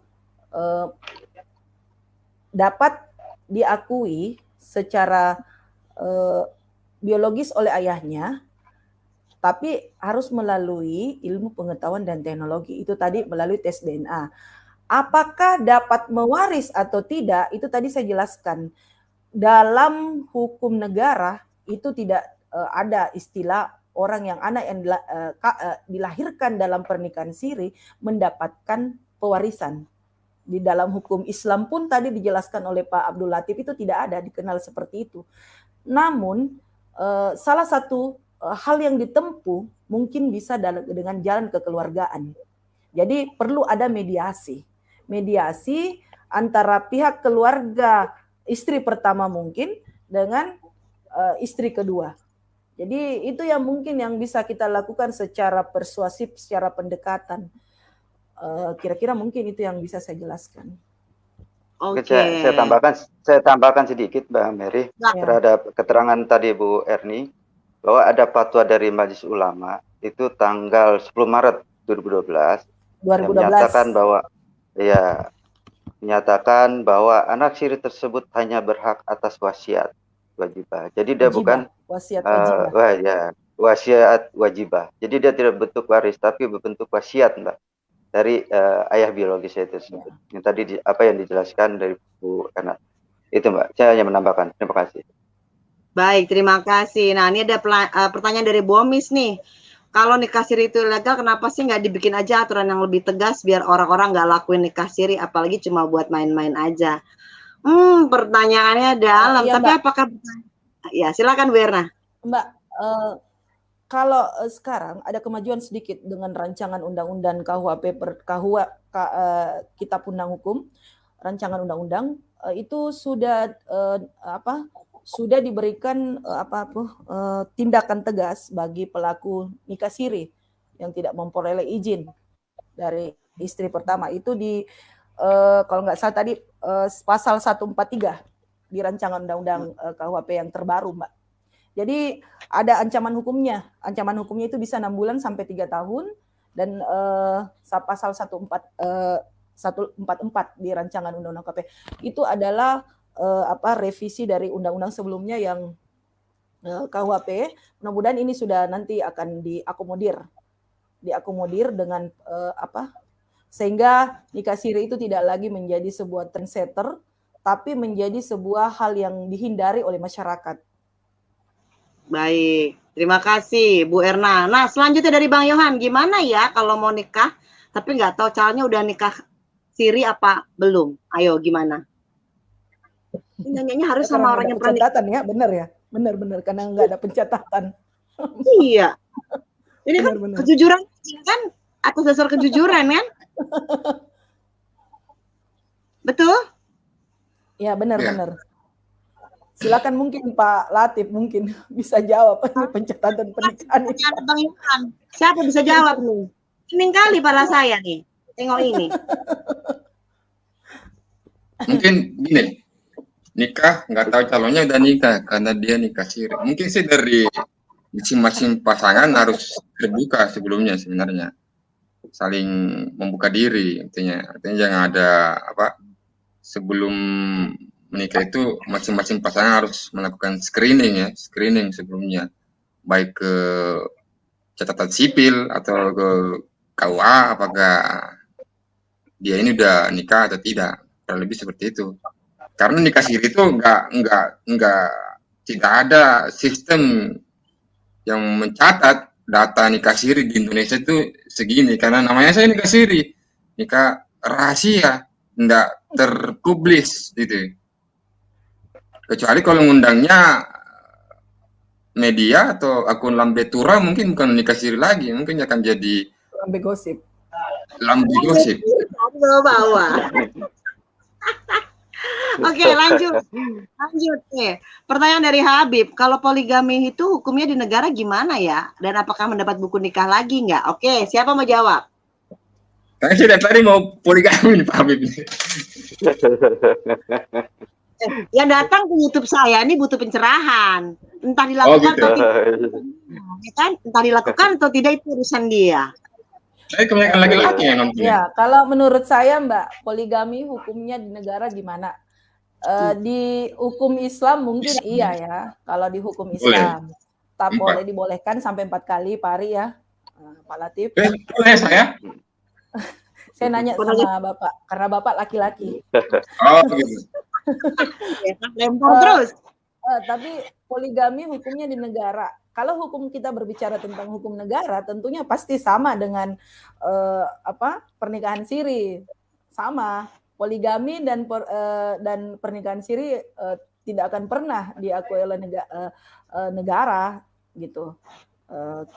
Kecuali akan ada revisi selanjutnya mungkin. Tapi kalau karena kan banyak mendatangkan mudarat, jadi banyak mendatangkan mudarat. Karena kalau dalam pembuatan suatu undang-undang, produk hukum itu harus ada 3 tinjauan yang harus kita lihat secara filosofis, secara normatif dan secara sosiologis. Kalau kita lihat secara sosiologisnya itu mendatangkan banyak mudarat bagi kemaslahatan umat, tentunya poligami tidak akan pernah diakui oleh negara. Tapi kalau dalam secara hukum agama Islam mungkin iya. Kalau untuk mendapatkan buku nikah lagi, tentunya ya tidak bisa lagi Pak, harus diceraikan dulu satu. Saya kira demikian Bu. Mungkin yang lain bagaimana? Harus ada izin dari pengadilan. Ya, benar-benar ya. Enggak, pengadilan. Harus ada izin dari istri pertama. Ya. Dan sampai saat ini pun poligami menjadi pertentangan di kaum perempuan. Tentunya saya secara pribadi mengakui bahwa poligami itu ada dalam hukum Islam, tapi untuk di dalam perbuatan yang terjadi untuk saya belum bisa mengizinkan suami saya untuk melakukan poligami tentunya. Bu Erna curhat, guys. Ya. Jadi perempuan. Jadi gini. Berbagi silakan Bu Erna, kami berbagi guys. Benar. Nggak mau berbagi. Apalagi saya tambahkan sedikit. Uang bulanan Mbak, nggak mau. Saya tambahkan sedikit Mbak Mary. Kalau pemerintah mencanangkan undang-undang poligami itu bisa jadi presiden yang buruk sebenarnya, akan menjadi kontroversi nantinya. Bahkan tentang apalagi nikah siri aja ini status hukumnya nggak jelas, apalagi memusnahkan undang-undang poligami itu cukup akan menjadi bahan pertentangan nantinya di masyarakat. Karena hukum Islam sebenarnya sudah mengatur bahwa poligami bisa sepanjang aturannya dipenuhi ya, maksimal 4. Ya, maksimal 4. Oke, baik ya. Bomis, kalau Bang Yohan bilang ngurus anak masuk sekolah nggak bisa ya, karena anak itu aktenya nggak ada bapak, susah lah ya katanya ya, gara-gara nikah siri gitu kan. Nih Bomis curhat lagi, kayaknya Bomis punya masalah nih ya kan, boro-boro urus warisan, ngurus mau ngambil motor aja nggak bisa pakai nikah siri, mampus ya. Nah Bomis jangan curhat terus di sini ya. Oke lanjut. Waduh Bang Hasian, Anda membuat saya pening. Aman ya suara? Aman ya Bu Erna? Aman. Kenapa disebut nikah siri? Kenapa nggak disebut nikah kencur sama nikah jahe? Ya karena ini bukan restoran. Nggak butuh bumbu dalam. Kenapa sih disebut nikah siri? Karena nikah siri itu berasal dari bahasa Arab loh. Artinya rahasia. Jadi kenapa bukan nikah kencur, nikah jahe? Karena kalau nikah siri dari Kamus Bahasa Indonesia, KBBI yang sudah diadaptasi dari bahasa Arab itu siri, itu mengatakan bahwa siri itu bersifat rahasia. Jadi nikah siri itu diam-diam rahasia. Jadi bukan nikah kencur, nikah jahe, nikah empon-empon. Malum ya, penonton Tante Mary masih berkreasi ya. Baik. Lanjut. Dari Bang Aris Bima, kalau Islam tidak melegalkan pernikahan siri, tetapi faktanya masih banyak yang melakukan pertanyaannya. Bagaimana menyikapi menurut narasumber? Apakah ada sanksi hukum bagi pelaku? Silakan, siapa yang mau menjawab? Silakan. Mbak Arif. Kalau Islam, iya, kalau sebenarnya pernikahan siri dalam hukum Islam itu sebenarnya boleh, sebenarnya bisa tetap sah di mata agama Islam sebenarnya. Kalau masalah sanksi hukum itu jatuhnya ketika ada korban yang delik aduan yang dirugikan. Sepanjang tidak ada yang dirugikan itu nggak bisa di sanksi hukum ya. Seperti itu Pak Aris. Tadi saya sudah jelasin sebenarnya. Ketika ada delik aduan, ada korban yang dirugikan dari nikah siri ini bisa silakan dilaporkan. Seperti itu, Pak. Jadi mungkin saya tambahkan Pak Ari. Jadi kalau bicara tentang delik itu ada dua. Ada delik biasa dengan delik aduan gitu. Jadi delik biasa itu ya seperti kayak pemerkosaan, pencurian. Terus kalau delik aduan berarti kita yang melaporkan. Jadi ada pelaporan sebelumnya. Jadi mungkin itu. Jadi kalau misalkan Islam tidak melegalkan pernikahan. Kalau Islam tidak melegalkan pernikahan siri, tapi faktanya masih banyak yang melakukannya. Islam sendiri itu melegalkan. Dia melegalkan pernikahan siri, tapi kalau dalam hukum negara itu tidak melegalkan sebenarnya. Dan sanksi hukum ya itulah tadi sanksi hukumnya akan ada jeratan hukum untuk pasal di undang-undang itu ada 6 tahun ya, paling lama 6 tahun. Jadi kalau untuk revisi undang-undang yang baru juga itu ada yang bervariasi sih, ada 6 sampai 3 tahun. Begitu. Baik. Terima kasih Bu Erna. Lanjut nih. Bapak mau ngetes kayaknya ya. Nah, apakah bisa dari nikah siri ditingkatkan statusnya nikah yang legal? Kalau memang ada gimana sekarang? Itu Mbak tadi boleh saya jawab ya Mbak ya? Apakah bisa nikah siri itu tingkat statusnya? Itu bisa, statusnya bisa ditingkatkan. Dia mengajukan namanya isbat nikah kepada pengadilan, ajukan permohonan. Nah, prosedurnya bagaimana? Pertama, prosedurnya itu dia mengajukan kepada kelurahan atau desa, yaitu minta surat tentang perkawinan dia, di mana tempat domisilinya. Yang kedua, terkait minta surat permohonan kepada Kepala KUA bahwa yang bersangkutan tidak pernah dicatat. Yang ketiga, dia ada KTP. Nah, ini KTP-nya masing-masing kesepakatan kedua belah pihak. Mau KTP suamika atau KTP istri. Itu. Nah, selanjutnya setelah itu dia mengajukan permohonan isbat nikah kepada pengadilan agama. Nanti pengadilan agama akan mengecek dokumentasi kepada para pemohon. Nah, apabila memenuhi syarat, maka pengadilan agama memberikan penetapan putusan mengabulkan permohonan isbat nikah kepada pemohon. Selanjutnya, hasil penetapan itu diserahkan kepada Kepala KUA untuk dibuatkan buku akta nikah. Nah, setelah dibuatnya buku akta nikah, Kepala KUA berdasarkan penetapan dari pengadilan. Itu Mbak. Pak Igor itu yang dapat saya sampaikan. Pak Igor, dalam rangka apa Pak Igor bertanya? Maaf, amit, punten. Oke, lanjut ya. Lanjut ya. Nih, jika dapat izin dari istri pertama untuk poligami, gimana agar sah Harus dalam dijawab. Udah dijawab tadi ya? Udah dijawab Ya, ya? Dari Oke. jawab Sudah, harus izin dari pengadilan, Sama. maksudnya.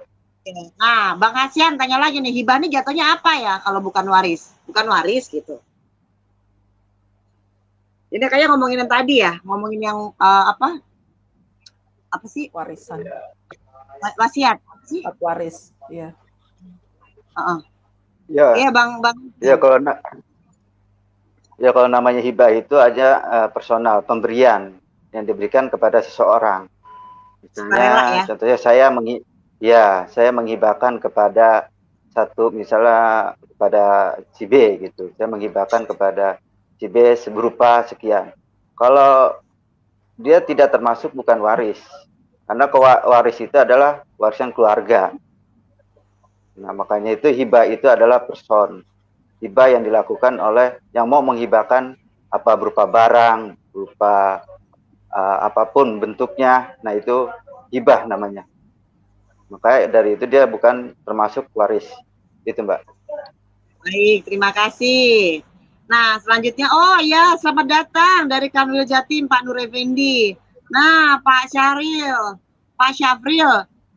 marakan nikah siri karena prosedur dan biaya pernikahan resmi yang ribet dan mahal. Bagaimana jika negara menggratiskan biaya pernikahan di KUA, terutama bagi kalangan yang nggak mampu? Perasaan saya sering dengar nikah gratis deh. Ada. Iya, ada. Ini, Mbak. Emang Jadi sebentar gini, Pak, Mbak. Pak? Biaya nikah berapa? 600. Gini, Mbak, kalau di PP 48 2014 itu, kalau dia menikah di kantor pada jam kerja itu gratis, Mbak. Tuh Pak Dia Syafril. nikah di kantor gratis.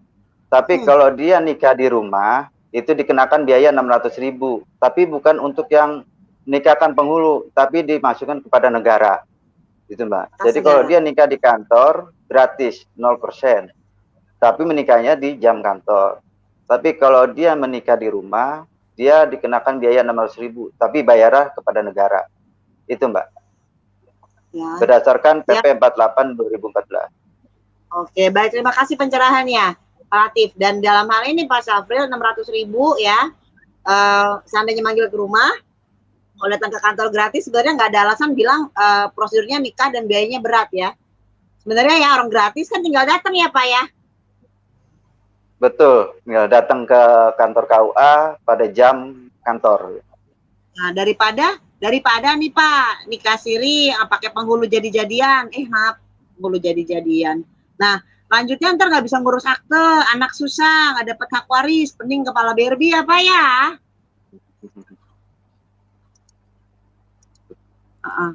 Tuh, nggak mahal ya biayanya ya Bang Yohan ya.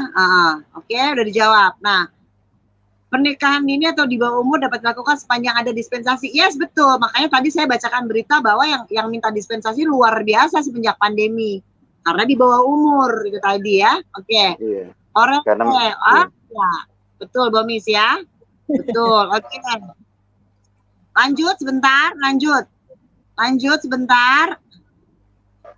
Nah, ini pendapat yang perlu diapresiasi nih, bangsa. Curhatan lagi guys, ada malam ini perlu curhat di channel Tante Mary ya. Saya aja yang duda nggak ya, semoga banyak duda yang seperti kau lah Bang Saldi ya. Banyak duda yang seperti kau Bang Saldi. Oke. Bang Iksan, semangat Bang Ari. Oke. Ya, pertanyaannya bikin pening betul. Oke. Enggak, Bang Ari bukan pakar poligami, kebenaran hafal aja isi undang-undangnya. Itu kan bisa berlaku karena nikahnya nggak tercatat. Soalnya kalau suami istri nikah siri datang nyerang gimana? Oh, pasangannya nyerang, ya udah. Ini udah jadi delik pidana tuh Mbak, pidana. Delik aduan. Itu sudah pidana tuh, udah masuk pidana. Iya, delik pengaduan. Menyerang itu penganiayaan gitu. Penganiayaan. Betul. Iya, penganiayaan. Bomis, kan cuma Bu Erna curhat. Lu juga tadi curhat masalah ngambil kredit motor, oke? Yes, Mbak Bomis. Nah, kalau poligami tidak dapat buku nikah lagi, berarti larinya ke nikah siri lagi dong. Ini mah telur apa ayam? Bang Aris, telur apa ayam? Mana yang duluan? Muter-muter baik. Ya kan? Dapatkanlah izin buat poligami, intinya gitu. Kalau nggak dapat ya dulu jangan nikah. Ya kan? Oke, selamat datang Wang Pati. Narasumbernya keren, luar biasa. Tepuk tangan dulu untuk narasumber kita. Gimana nih? Nih, pertanyaannya nih, penting banget nih.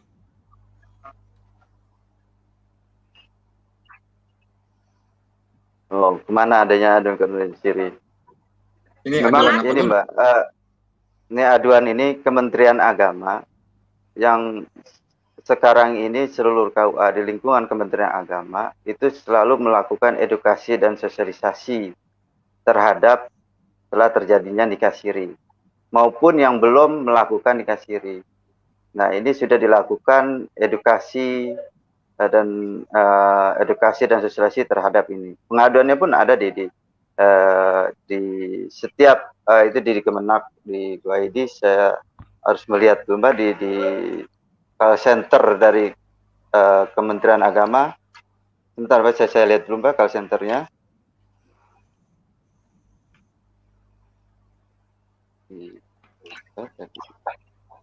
Ada di atur Kementerian Agama itu Mbak, di website namanya simkah.kemenak.id, Dumas QA SMS gateway 08221 990000.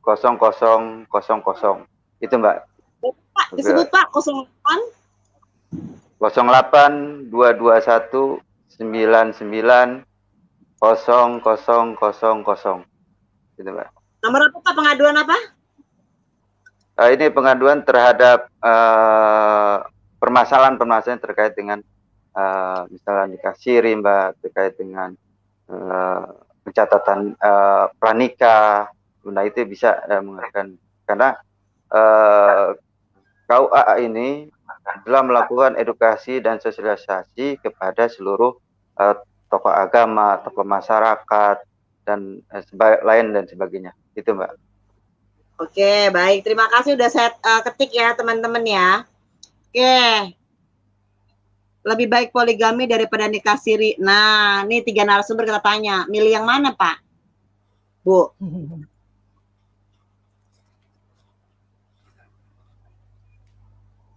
Kalau saya sih, kalau memilih, kalau disuruh Mbak Mary, Ya. kalau pendapat pribadi saya sih, kalau disuruh memilih, saya tidak akan memilih dua-duanya. Tidak ada yang lebih baik selain menikah secara hukum negara, karena itu akan berdampak ke depannya secara hukum, maupun hak-hak kita bisa terpenuhi, dan kita juga sebagai seorang istri, hak dan kewajiban kita ketika kita mendapat hak, kewajiban kita laksanakan, rasanya itu kita ingin masuk surga yang lebih dekat daripada kita, karena sesungguhnya perempuan itu jika melaksanakan hak dan kewajibannya, tanggung jawabnya terhadap keluarga dengan baik, itu pasti surga tempatnya, insya Allah. Jadi kalau disuruh memilih, saya tidak akan memilih kedua-duanya, Mbak. Secara ini pendapat pribadi. Ya, ini karena Bu Erna perempuan ya, tapi kita tidak tahu dua bapak ini, tapi dua bapak ini PNS kok ya. Dua bapak ini PNS kok ya. Iya. PP 53. Itu bisa kena PP 53 loh. Jawabannya nggak ada selain 53, ya kan? Tidak boleh menikah, ada aturan. Oke, lanjut dulu ya. Oke. Boleh nggak kita nikahi teman sekantor? Oke, kalau ini Habib, jawabannya adalah setiap perusahaan memiliki peraturan bahwa tidak boleh menikah dengan rekan sekantor ya. Rata-rata seperti itu peraturannya. So, kalau ingin memutuskan menikah dengan rekan sekantor, salah satu harus keluar ya. Itu biasanya perusahaan seperti itu. Lanjut dulu ya. Sampai nikah sekampung, kebanyakan nanti. Iya, mending sekampung. Iya, kebanyakan sekampung. Repot ya, sekampung. Banyak satu kampung mau dinikahi. Oke, ada pertanyaan dari Leni Verina. Nikah Apa urfi. perbedaan nikah siri dengan nikah Saya nggak tahu urfi? juga tuh urfi. Pak Latif nih. Apa sih urfi? Nggak tahu tuh urfi. Pak Latif, Iya. saya bantu jawab. Kayaknya nikah urfi itu nikah Oh, kontrak ya. Iya, betul. Ya, nikah kontrak kayaknya. Oh, paper marriage. Ada batas waktunya. Iya, itu sih bedanya. Saya baca dari Wikipedia ya. Sebenarnya nikah urfi adalah Mbak, kalau sama nikah dia Mbak, siri. hampir sama dengan nikah siri. Iya. Betul. Iya. Nggak beda jauh dia. Nikah urfi dengan nikah siri itu hampir sama, tidak ada perbedaan. Cuman perbedaannya aja katanya aja. Nikah siri ini satu dengan nikah urfi. Nggak bedanya kalau di agama Islam itu ada disebutnya pernikahan, tapi di Indonesia perkawinan. Maka Iya, tetap tapi iya hanya beda nama aja, tapi tujuannya sama. sama. Maksud dan tujuannya sama. Kalau bahasa hukumnya Pak mungkin paper marriage, nikah Iya, kontrak. betul. Yang urfi itu kan? Kayak orang kerja lah ya. Kayak orang kerja lah ya. Iya. Oke, lanjut. Buat Pak Abdul Latif ada pertanyaan, gimana kalau nikah siri tanpa saksi dan wali? Apakah ini sah menurut hukum Islam?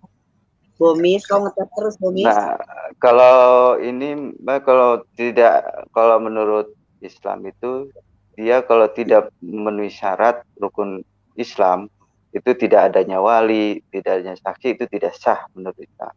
Kan rukun Islam itu berdasarkan syariat itu adanya pertama adanya kedua mempelai, kedua adanya wali, ketiga adanya kedua orang saksi, adanya mahar dan adanya ijab kabul. Itu yang terkait dengan rukun-rukun syariat Islam, persyaratannya sah menurut hukum Islam.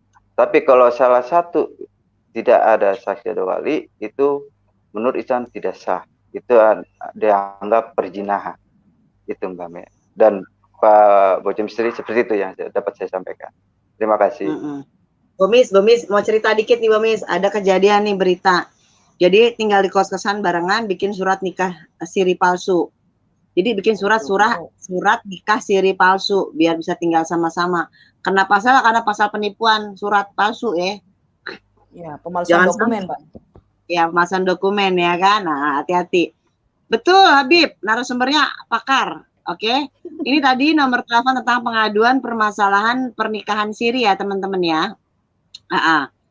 Oh, Bang Hasian Huta Barat bilang lebih baik nikah siri. Betul lah, oke. Sebentar nih, kayaknya salah nih. Pak Adli. Satu aja, karena kalau sekantor bisa repot bagi jatahnya. Luar biasa curhatnya, lanjut. Ya kan? Ditunggu jawaban Pak Adli dan Pak Abdul Latif, pilih mana poligami atau nikah siri. Oh, kekeh, super kekeh. Ayo, Pak Adli dan Pak Abdul Latif, silakan menjawab. Nanti mereka nggak bisa tidur karena belum dijawab. Karena berhubung saya di rumah, jadi saya nggak memilih dua-duanya, Pak. Karena repot kalau saya bisa tidur di luar saya. Betul itu. Karena kita sebagai abdi negara, Mbak, bahwa kita pun segala sesuatunya harus ada izin. Tapi kita tidak akan pernah mau melakukan seperti itu. Terima kasih, Mbak. Ya, bijak sekali jawabannya, bijak kali. Jadi ya artinya kan? bisa ya, Pak? Tidak, Bu. Karena harus segala sesuatunya tidak akan saya lakukan kedua-duanya. Ya, betul. Sama. Clickbait ya. Bapak dan Ibu, saya punya pertanyaan bahwa banyak saat ini terjadi penghulu jadi-jadian nih. Ya. Nah, penghulu jadi-jadian ini kan yang menikahkan pernikahan siri. Karena katanya kan kalau penghulu dari Kemenak atau penghulu profesional kan nggak boleh nikahin siri. Betul kan? Betul. Nah, gimana fenomena ini, Pak?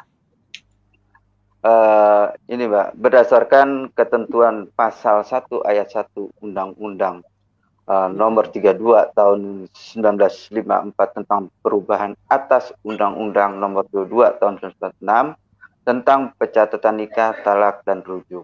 Di sini berbunyi, nikah yang dilakukan menurut agama Islam selanjutnya disebut nikah. Diawasi oleh pegawai pencatat nikah yang diangkat oleh Menteri Agama atau pegawai yang ditunjuk oleh talak dan rujuk yang dilakukan menurut agama Islam. Selanjutnya disebut talak dan rujuk diberitahukan kepada pegawai pencatat nikah. Nah ini Mbak, berdasarkan ketentuan pasal angka ini, ada angka 3 pasal ini mengatakan bahwa ini dia tidak punya kewenangan Mbak. Dia tidak punya kewenangan dan tidak punya mandat untuk menikahkan. Nah ini memang banyak terjadi Mbak seperti itu. Tapi perlu dilihat juga di bawah di undang-undang tadi yang saya sebutkan tahun 46 bahwa nikah penghulu yang ilegal yang tidak ditunjuk oleh mandat oleh negara, maka itu perbuatannya tidak sah menurut undang-undang itu tersendiri Mbak. Gitu, Mbak. Dan kedua terkait dengan pasal 3 undang-undang ini Mbak, kan itu ada pidananya di kurungan 3 bulan Mbak di pasal 3 itu. Jadi penghulu yang tidak mempunyai kewenangan atau mandat, maka dia dikenakan sanksi kurungan di undang-undang tersebut ada 3 bulan, didenda 10.000. Tapi dengan adanya SEMA yang baru di tahun 2012 itu dendanya itu ada, dulu kan kalau dulu 100.000 itu 2 gram harga yang lama Mbak. Tapi dengan adanya harga yang baru, dia mengikuti harga emas yang sekarang. Dendanya itu lebih besar daripada itu Mbak Mary. Baik, terima kasih. Nah, saya juga punya pertanyaan nih, Bapak Ibu, ya. Sebentar, tadi kesepit. Nah, kalau hal ini terjadi, pernikahan siri ini terjadi, apakah ini suatu pelanggaran HAM, hak asasi manusia terhadap perempuan yang dinikahi dan penelantaran anak? Saya mungkin bisa jawab, Mbak Mary? Silakan. Ya, kalau ditinjau secara HAM, sudut pandang HAM, tentunya ini adalah sebuah pelanggaran karena tentunya kalau sudah bertentangan dengan undang-undang, pasti itu sudah dinyatakan juga sebuah pelanggaran HAM. Nikah siri itu banyak memberikan mudarat. Contohnya, hak-hak anak itu tidak diakomodir di dalam undang-undang dalam pernikahan siri, karena hilangnya hak konstitusional anak dan mengakibatkan juga penelantaran terhadap anak. Misalnya dalam Undang-Undang 23 2004 tentang kekerasan dalam rumah tangga, termasuk itu penelantaran anak merupakan juga pelanggaran.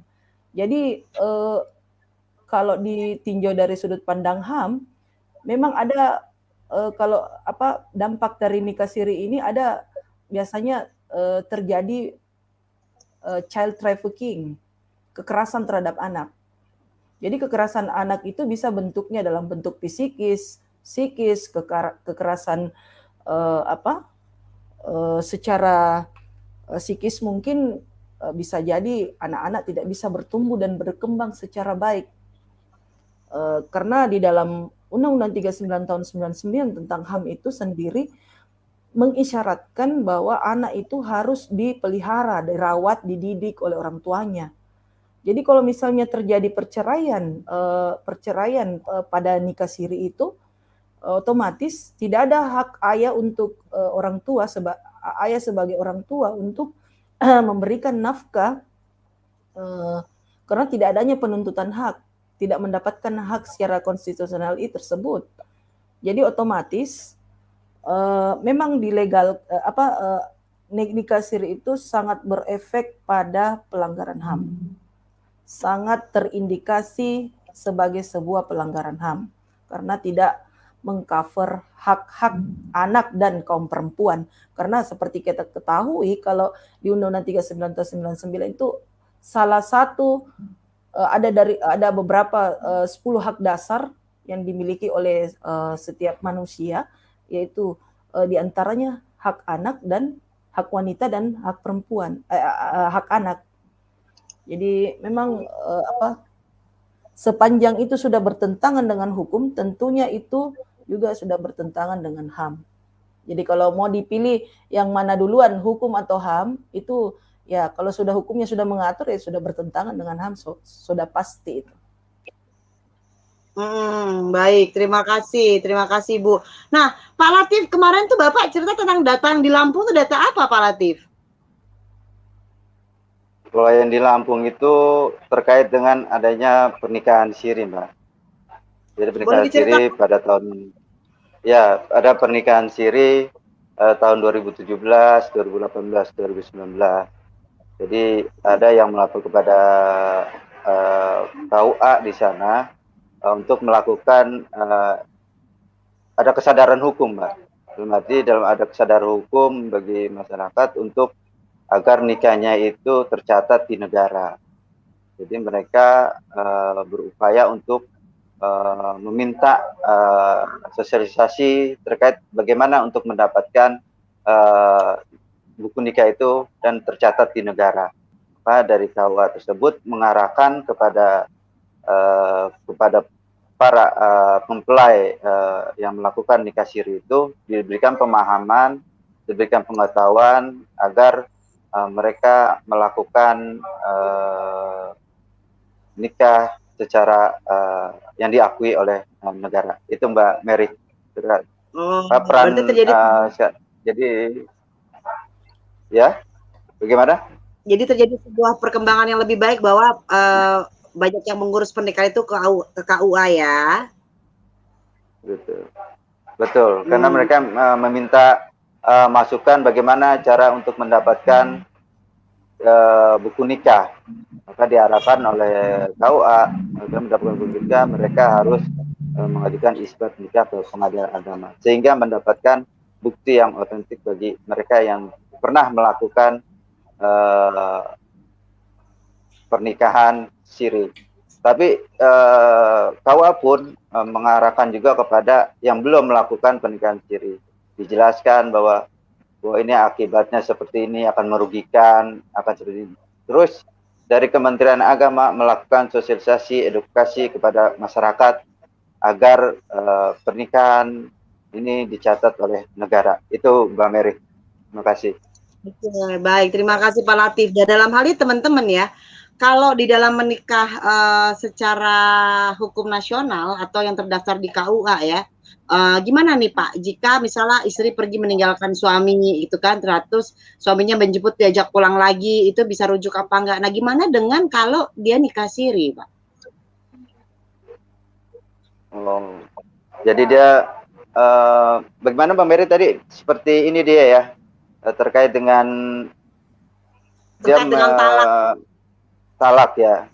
Nah, kalau dia terkait dengan talak, karena ini kan tidak diatur oleh negara dan dia tidak melakukan mediasi ke siapapun, karena ini negara tidak mengatur, tidak ada kepastian hukum.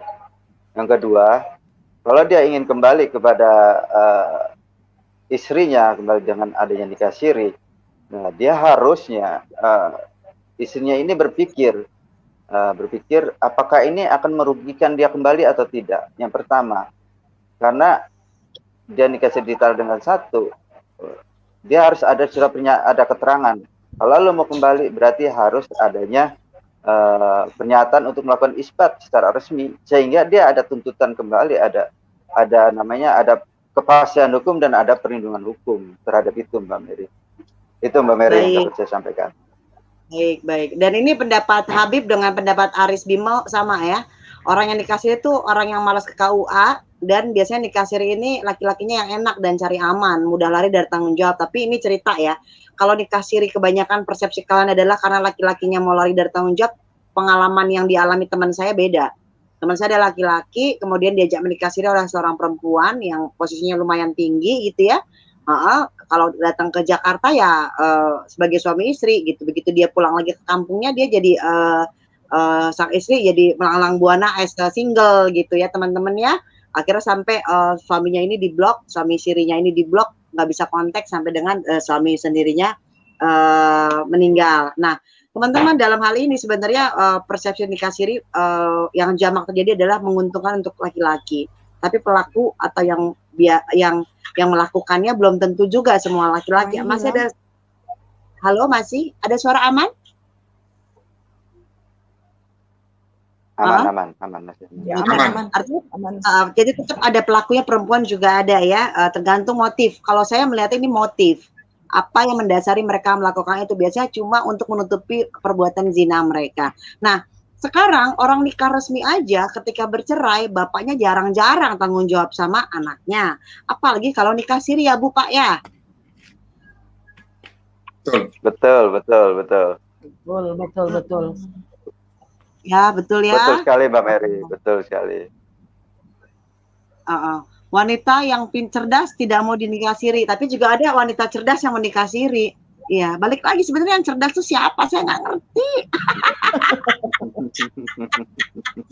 But anyway guys ya. Jadi teman-teman harus tahu nih konsekuensi nikah siri ya. Tadi udah dijelaskan semuanya, oke? Kemudian teman-teman juga sadar bahwa praktek-praktek yang terjadi di luar sana dengan saksi palsu. Nah, saksi palsu, wali palsu, dan apakah penghulu ini melakukan verifikasi terhadap saksi, wali?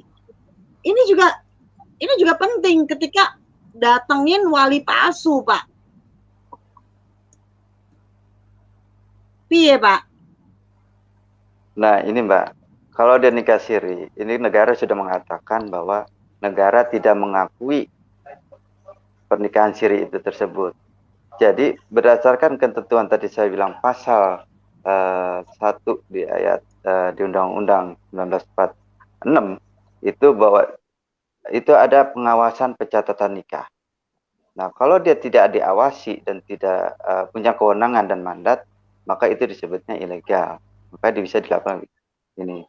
Jadi terkait dengan aturan pun menyatakan di Undang-Undang Nomor 195 tentang pencatatan nikah itu adalah yang ditunjuk oleh Menteri Agama. Dalam hal ini adalah pegawai negeri PNS dan diperbantukan yang ditunjuk oleh PNS. Itu Mbak Mary. Terkait dengan bagaimana yang kalau saksi palsu, wali palsu. Nah, itu dia berbuatnya seperti apa? Kalau dia itu harus jelas.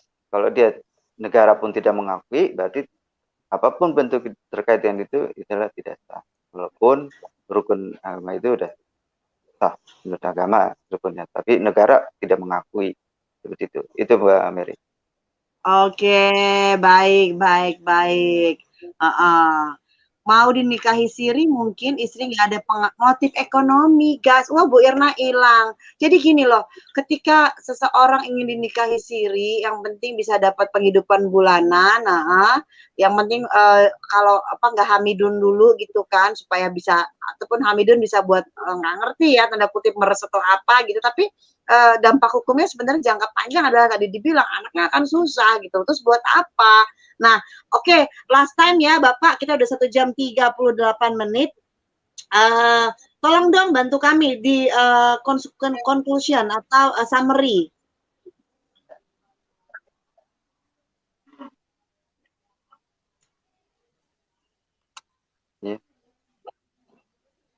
Summary Pak, closing Pak. Pesan dan pesan buat penonton. Ya, baik. Dari saya dulu. Ya, jadi ya silakan Pak. Ya, para teman-teman penonton hari ini, khususnya yang ingin ada niat untuk melakukan nikah siri, sebaiknya melakukan pernikahan yang diatur oleh peraturan perundangan yang berlaku. Karena secara nikah siri itu memang sah di mata agama, tapi aspek hukumnya dia kan tidak diakui oleh negara. Nantinya akan banyak kerugian yang akan bisa didapatkan, khususnya bagi kaum perempuan ya, mulai dari status pernikahannya tidak tercatat di KUA, baik administrasi kependudukan untuk anak-anaknya kelak, karena ini akan menjadi merepotkan, akan menjadi problem yang istilahnya seperti bom waktu. Pemerintah hadir solusi bahwa sebaiknya ketika nikah itu harus didaftarkan dengan aturan yang berlaku, karena beberapa kasus nikah siri itu sangat menjadi problematika tersendiri, khususnya kaum perempuan yang sering menjadi kaum terzolimi saat ini. Jadi nantinya pesan saya bahwa apapun itu pendapat orang di sana, bahkan ada yang bilang bahwa nikah siri itu sebenarnya hanya sebagai ada persepsi yang beredar bahwa nikah siri itu sebenarnya nggak masalah, tapi kalau secara pribadi saya melihatnya nikah siri itu hanya sebagai jalan legalisasi, menjadi labeling syariah untuk melegalkan praktek zina itu sebenarnya. Jadi itu tidak baik untuk kedepannya, untuk masa depan keluarga yang dibangun nantinya. Seperti itu, Mbak Mer. Baik. Silakan Bu Erna. Ya, makasih Mbak Mary. Jadi so pasti kita harus mengatakan bahwa kita harus menghindari yang namanya nikah siri. Karena nikah siri itu secara agama itu sah, tapi secara hukum negara itu tidak ilegal. Jadi untuk kedepannya secara agama sah, tapi secara hukum agama tidak ilegal atau gimana, Bu? Enggak, begini. Secara agama itu sah menurut hukum agama Islam, tapi secara hukum nasional itu dia ilegal.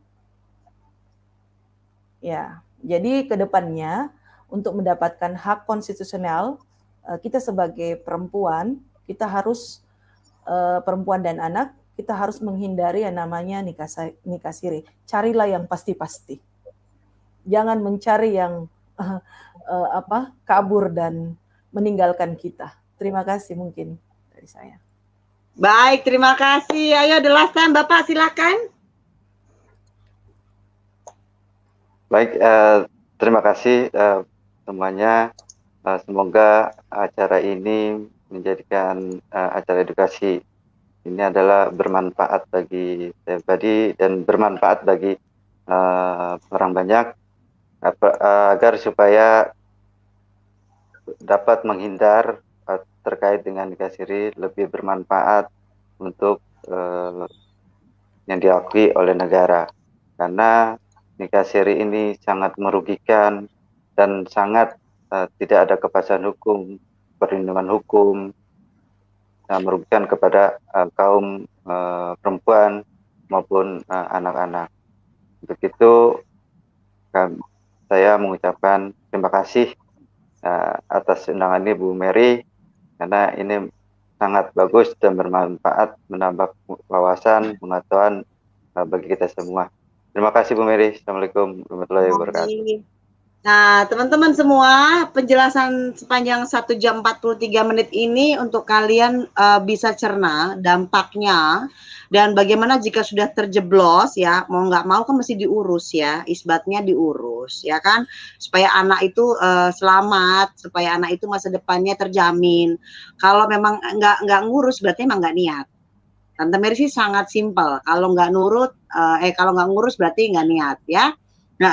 Nah, apa yang teman-teman penyuluh lakukan di sini dari Kemenak dan dari BPHN, Kemenkumham dari wilayah Kanwil yang saat ini ya, kita lakukan ini untuk edukasi, dan ini bukan edukasi secara online aja teman-teman, mereka juga melakukan secara offline. Namun memang untuk naik ke tayangan Tante Mary adalah setiap Sabtu ada edukasi tentang hukum. Jadi kalau ini berguna untuk kalian, kalau ada teman kalian yang rencana mau nikah siri, silakan di forward video ini biar mereka bisa memahami dampaknya ya, dampaknya. Oke, kalau udah ngomongin dampak, artinya apa? Artinya belajar untuk mengantisipasi, gitu ya. Nah, teman-teman, kita akan ketemu, lupa Tante Mary, minggu depan Tante Lisa kita bahas apa ya, Tante Mary ngeblank. Minggu depan hari Sabtu kita ada, Tante Mary lupa bahas apa, tapi pasti ada, dan hari Minggu ada yang spesial. Hari Minggu pukul 8 malam ada yang spesial untuk kalian.